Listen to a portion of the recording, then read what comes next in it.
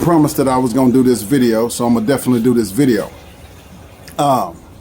This is for the crew that I speak to about dating and relationships. And it's really just for my people, man. So I'm just going to say this. I sent out a video yesterday. I don't know who recorded it originally, but, you know, it touched me. So to my black women, I love you. My mother's black. Both grandmothers were black. Grandfather, so forth and so on down, right? I love you. You were my first love. You were the first woman I dated. First woman I had children with. First woman I ever thought about kissing. But I have to tell you now, in my opinion, you kind of did it to yourself. What am I talking about? You were also the first to abandon us. You abandoned us when the government came with a check.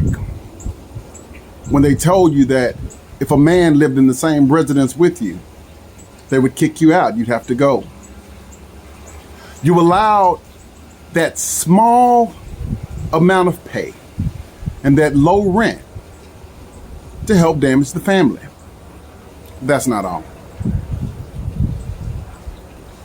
You became so independent that you, the strong you that I believe in and love, birthed a whole generation of killers. And when I say birthed a whole generation of killers, I just mean this. When those young boys that couldn't have their father around grew up, they had to establish their own identity. They had to be rougher and tougher than the next man. I saw mothers hit on their sons in the chest. That's how you discipline them, hit them upside the head. But the young mothers didn't know that we were already getting hit and beat upside the chest by our teachers at school. That the world was already going to beat us and hit us upside the chest and head everywhere we went. When we went to the grocery store, ever since we got a little height on us, since we were in the 4th, 5th grade, they thought we were stealing, even when we were trying to be good kids. The world was going to break our necks. We needed understanding and guidance. We needed a hug, but we didn't need you to mother us. We needed you to point us in the right direction, teach us about the Lord, and support us. Instead of trusting God, you trust in the government. And that government grew stronger and stronger as it forced us apart. So then came what I call the Boosie era, the independence era. You're an independent woman, put your hands up. If you don't need a man, put your hands up. Listen, every time you partake in a dildo experience, you said you don't need a man. Just like every time you partook in accepting that money, you said you don't need a man. Every time you go out and get a HUD grant that says a man can't be present, it means you don't need a man. So then what are guys to do? Just keep getting rejected? Well, what some of us did is we went and looked in a pool and saw people that still needed men in their life. They still thought it was nice for someone to open the door for them, to make love to them vehemently, for someone to speak to them, talk to them. And some of us found it in other races. It was never my intent. Didn't imagine it in my life. It occurred. I'm proud of it. I live it. I hear Dr. Umar Johnson. I hear all the crap that I hear from many folks. But until you've lived it. So let's go on back. Some of you were good women. But some of your mothers participated in the abandoning of the black men. What do I mean?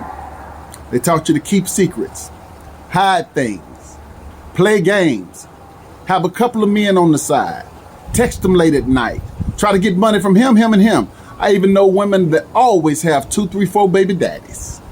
Never know who the baby's father is. It's true, just happened to me. Kid I raised for 30 years. Came to me and said, I'm not the father. And it's fine. And I've seen it happen over and over again. So you break this confidence of this man. Yet and still, these same young ladies are going to have what? Little brown kids. and they're going to become forgetful. And they don't understand the sons are going to be spiteful. And if you go back and you look in the scriptures and you look in Deuteronomy 28, and it'll tell you how we'll be separated, how we were separated, how the ships and things occurred. So black woman, you're strong, but we're strong together. See, God made you a helpmate. We should have been working together. When I was scrubbing the floors, you could have been putting the liquid inside the machine so I can buff the floors. Whatever we were doing, when you were establishing business, you're establishing these podcasts, let me run the studio portion. When you're doing the catering, let me do the baking, or vice versa. When you're doing the catering, let me do the driving to drop off the deliveries. Let me be the accountant. But instead, you said, no, I don't trust you, my black man. So yet another door got closed on us. I'll tell you this one last thing. And again, I'm not spitting on you, because the ones I love, you know I love you. And I'll break my neck for you. But every time I've had a really, really difficult situation at jobs in corporate America, it's when I've had a black female boss. And that's going to get me hated. Because the truth is, I don't know what was between her head, what she was thinking. But all I knew is that I could positively impact those that I worked with. The young black females that I worked with that were going to be leaders, the next generation of leaders. I tried to share with them how to teach, how to build these young men. Not how to yell at these young men. They're already getting yelled at. They're already getting called a boy. So I was trying to build these young men up. So I applied to young ladies that I worked with that went on to build some great leaders. That's the right way.